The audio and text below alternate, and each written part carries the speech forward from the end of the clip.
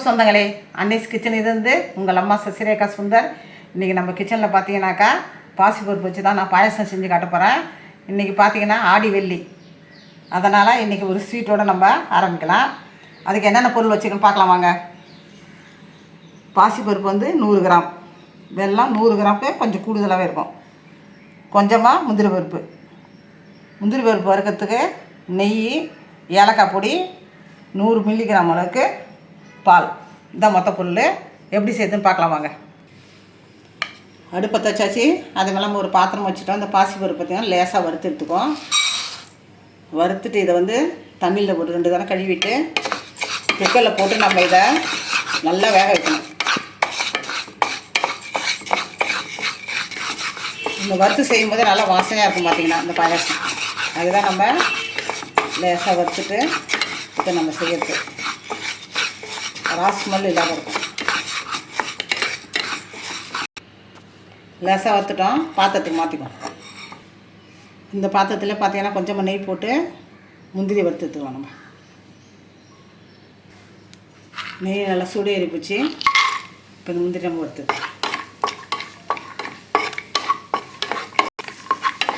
நல்லா golden brown ஆச்சு. இப்போ நம்ம வேறு ஒரு பாத்திரத்துக்கு மாற்றி வந்துட்டோம். பருப்பு 2 தடவை கழுவிட்டோம். நம்ம கழுவிட்டு அதுக்கு தேவையான அளவுக்கு நம்ம வேக வைக்கிற அளவுக்கு தண்ணி ஊற்றியாச்சு. இப்போ குக்கரில் வச்சுக்கலாம்.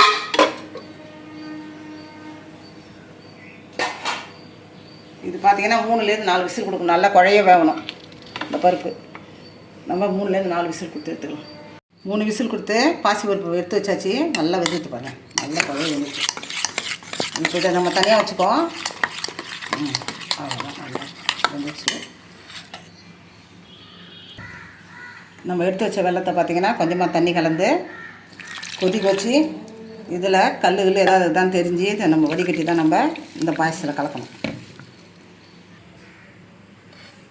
வெல்லத்தை நல்லா கொதிக்க வச்சு வடிகட்டிட்டோம் வச்சுக்கோங்க. கீழே இருக்கிற மண் தூசெல்லாம் நமக்கு வந்துடும்.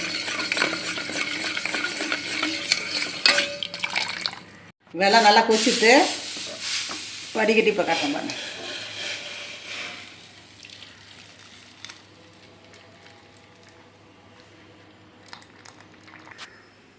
லேசாக மண்ணில் வந்து பாருங்கள்.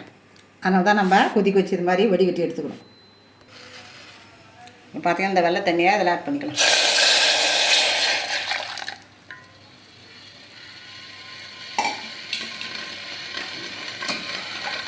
இந்த வேக வச்சு பாசி போட்டு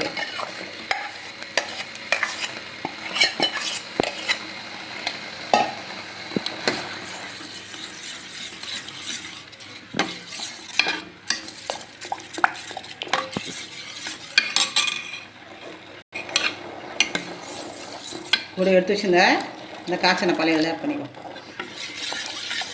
நல்லா கொதி வந்ததும் அதுக்கப்புறம் முந்திரி பருப்பு போட்டு கொஞ்சம் தேங்காய் துருவல் போட்டு ஏலக்காய் பொடியெல்லாம் அப்புறம் போகலாம். 2 டேபிள் ஸ்பூன் அளவுக்கு தேங்காய் தூள் எடுத்து வச்சுருக்கேன். இதில் ஆட் பண்ணிக்கலாம். அதை இது வறுத்த முந்திரி பருப்பு.